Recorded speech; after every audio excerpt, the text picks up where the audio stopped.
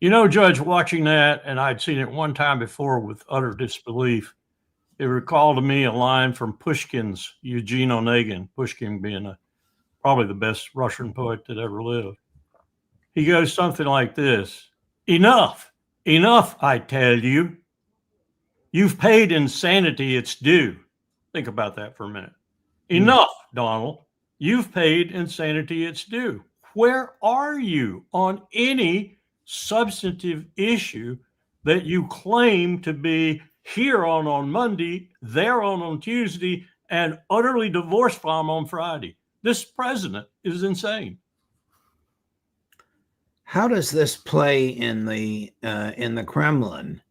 How does it play with the others with whom Steve Witkoff is negotiating, whether it's Hamas or Israel or the Iranians?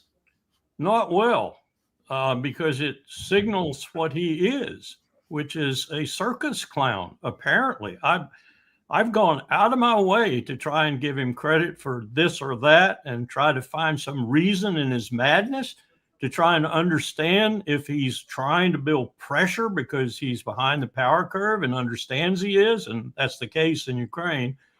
But I think it's just, as I said, it's insanity. I don't know what he's up to. I don't see even a scintilla of strategic thought in anything he is doing.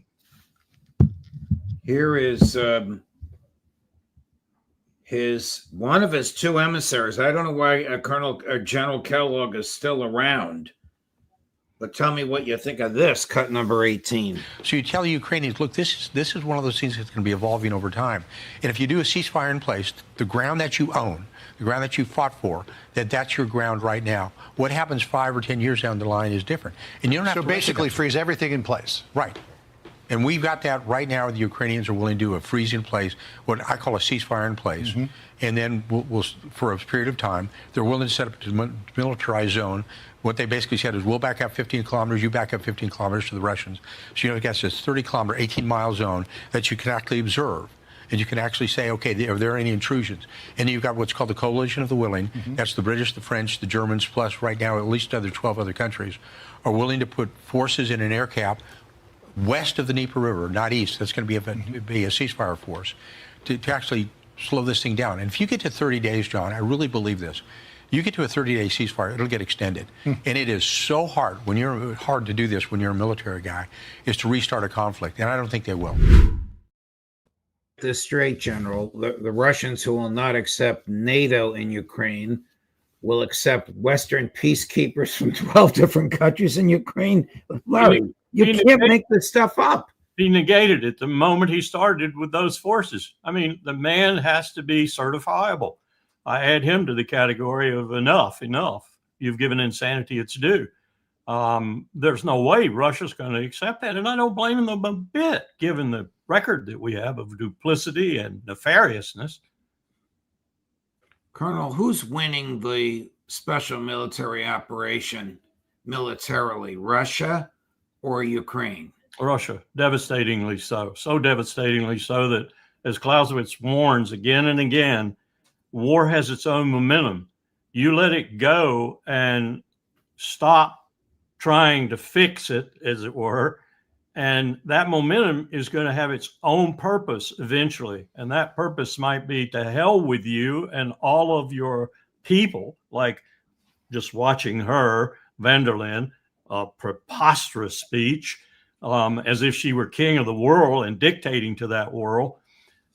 You take those people and throw them all together, and Putin doesn't have really much incentive to listen to any of them and just go on with the special military operation until he's sitting at the border of NATO formally.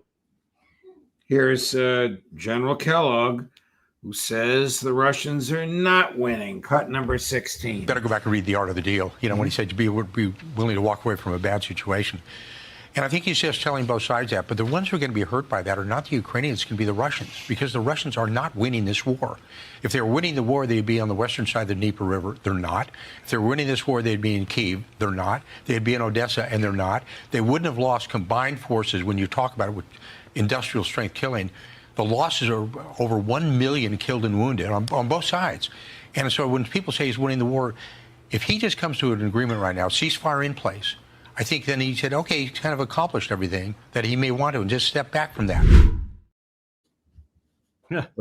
What do you think, Colonel? I mean, I don't know how much more criticism we can level at him. His premises are so far from reality. He doesn't want to be on the other side of the Dnieper.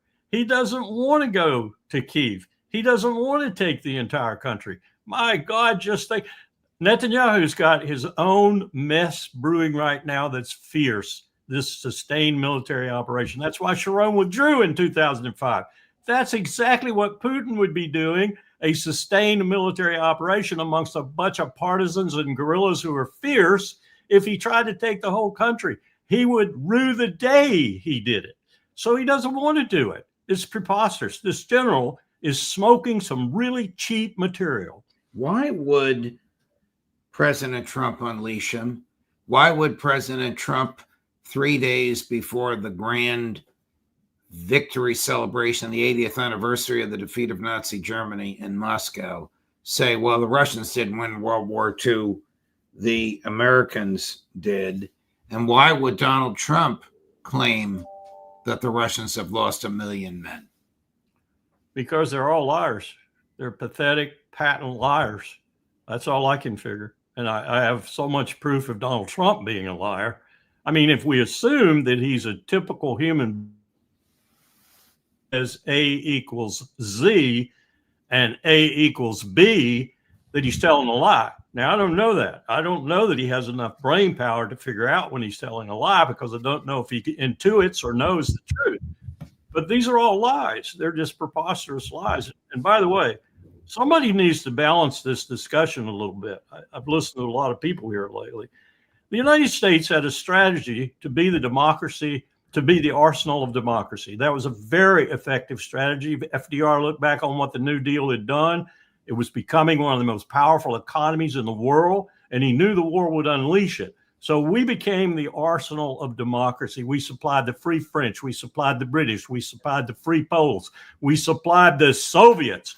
And the Soviets would never have won at Stalingrad and never pushed the Wehrmacht back to Berlin and taken Berlin if we hadn't done that. So this is a shared victory, not a sole victory for the 20 million casualties on the Soviet side or the much fewer casualties on the U.S. side. It's a shared victory. But my point is, why would Donald Trump manifest an unrealistic view of history at the time that these people are celebrating and Witkoff is negotiating? I think because he doesn't have any view whatsoever of history that's even anywhere near accurate. Now, I can go back to my previous supposition. It's frayed now, really frayed, but he's trying to build pressure. He thinks he's doing a deal here, a real estate deal, and he's trying to build pressure. And the lies and the half-truths add to that pressure because Putin doesn't know whether he believes them or not, nor does anyone else. So he's confusing the table, if you will, on which he's dealing. But I'm really, really skeptical of that now. It looks more like a circus to me than it does a deal. Netanyahu announced that the IDF will occupy Gaza. This must mean that they will continue to use starvation as a weapon of war, that they will either kill or expel the 2 million people living in Gaza. Will Turkey and Egypt just take that laying down? I don't know about Turkey or Egypt, but I do know this. I know what happened to the Coalition Provisional Authority in Iraq once we declared that sort of a vision for our strategy. And that's what Netanyahu is doing. He sold it as a sustained military operation in Gaza to the Knesset and to his cabinet. I'm told they even created a law for it. What he's doing is he's creating the situation that I just said before Sharon withdrew from in 2005 because he was losing too many soldiers. He closed down 21 settlements and he got out of Gaza. What Netanyahu is doing is entering a Gaza that is a terrorist heaven. There are more unexpended ordnance and things to make IEDs out of, improvised explosive devices, that cost most of the casualties for the Marines and the soldiers in Iraq. than you can shake a stick at. There is going to be an insurgency in Gaza that will eat the IDF's lunch if he goes ahead with this. It's totally counterintuitive to what Sharon, a much more brilliant military guy than Netanyahu, intuited in 2005. He knew he was going to get involved in an insurgency in Gaza. That's what Netanyahu is inviting. And by the way, it will also invite every Arab 18-year-old, male and female in the region to join that insurgency. Colonel, back to President Trump. Whatever Netanyahu is planning to do, whatever the cost, whatever the death, whatever the horror, whatever the terror, whatever the destruction, the United States is paying for it. Yes. Does Donald Trump appear to have even the remotest misgivings about that? The only inkling I saw of that was when he was talking about the Yemen situation, even though he was lying there too about some of the dimensions of it. But nonetheless, I think I detected in his words, in his manner, that he was what the Israelis had done in Yemen to utterly destroy the Sana'a airport, which was mostly civilian airplanes and civilian people, was reprehensible. And maybe that wasn't something that should be going on. So he was going to make a deal with the Houthis because that was a deal that he made that I think stuck a finger right in Netanyahu's eye. So I think he at least showed that he could recognize that some things were going on that probably shouldn't be going on. Why can't he recognize that in Gaza? I have no answer to that question.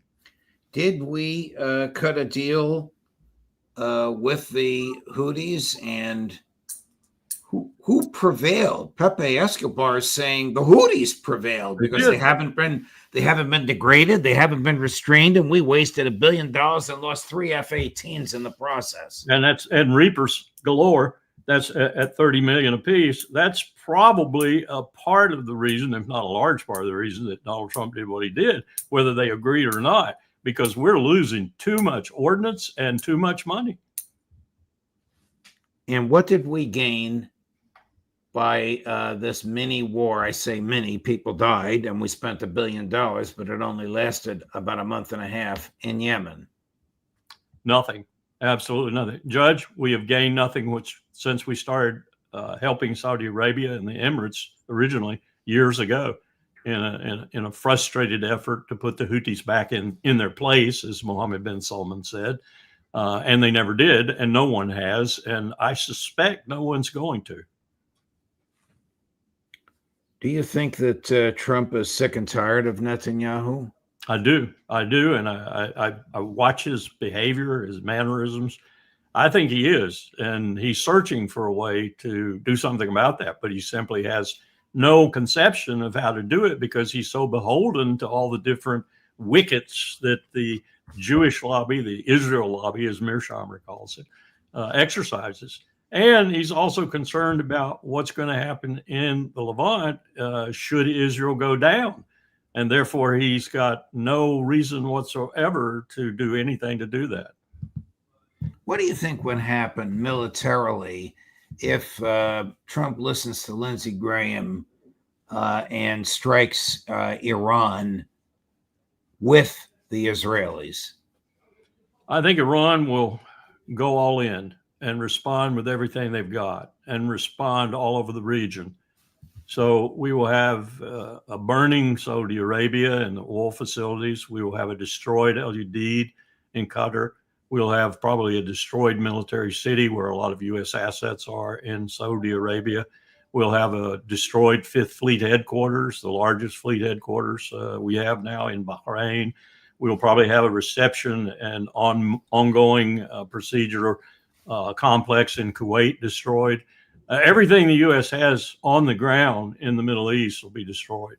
And Israel will be destroyed, in my view. And Iran will make it existential for themselves if they have to. I mean, this is like India and Pakistan, except ratcheted up about 20 degrees.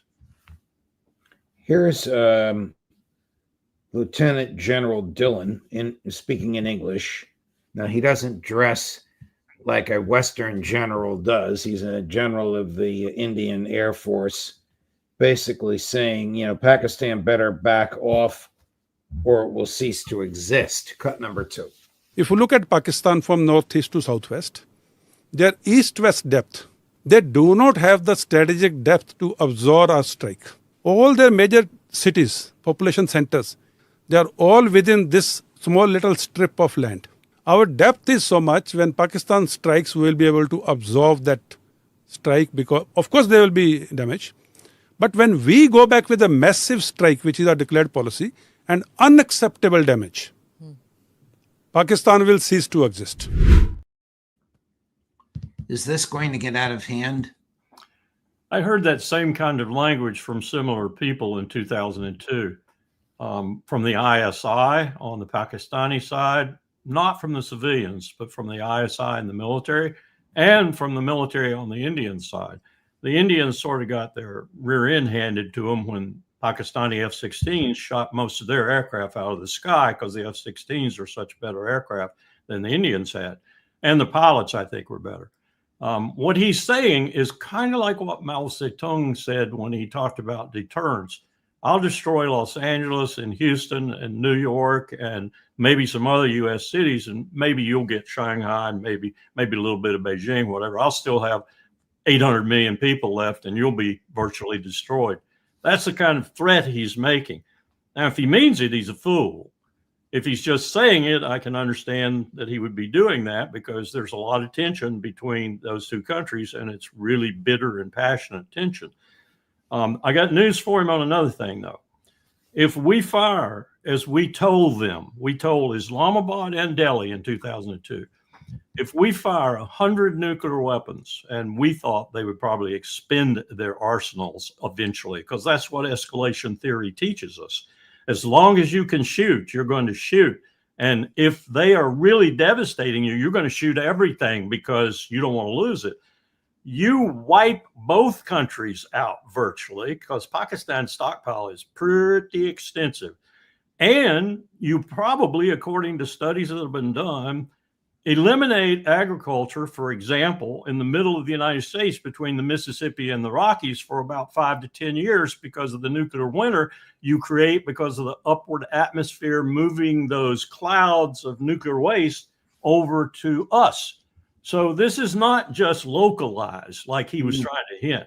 This is global, and he better watch out what he's talking about. I hope he's just, a military guy let out there like a bulldog, like a Doberman Pinscher to threaten. The Indians do that. So do the Pacs. Do you see MI6 or CIA fingerprints on any? Pardon me. Bless you. Fingerprints on any of this military activity between Pakistan and India? The CIA has always been wrapped up with the ISI, integrally wrapped up with the ISI. So their fingerprints are over things like Lashkar-e-Taiba and other terrorist groups that the ISI uses from time to time to give India trouble, particularly in Kashmir, and other groups like that.